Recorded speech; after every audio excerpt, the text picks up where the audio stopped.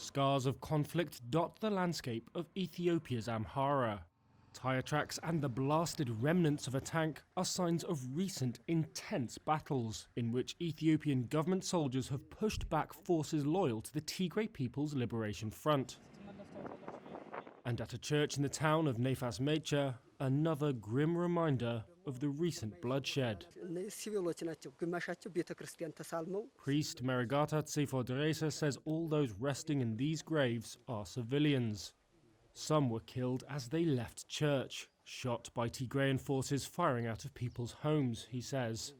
Others were deaf or physically disabled people who could not move.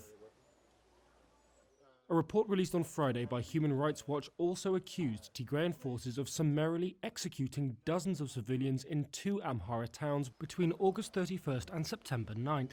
The Tigrayan forces could not be reached for comment, but TPLF spokesman Cicatrici has previously denied the targeting of civilians in areas under its control. Last month, a joint investigation by the United Nations and the state-appointed Ethiopian Human Rights Commission concluded that all sides had committed violations that may amount to war crimes.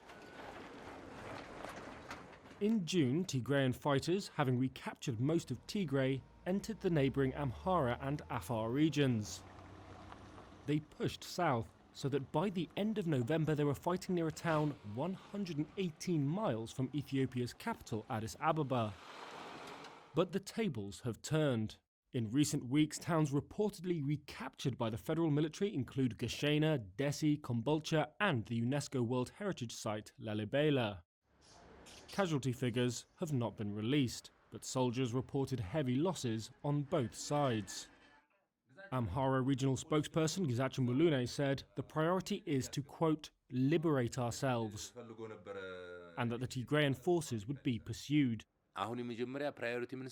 We will not stop our offensive until we have eliminated them, he said. Eliminate in essence until they have become no more threat to our existence.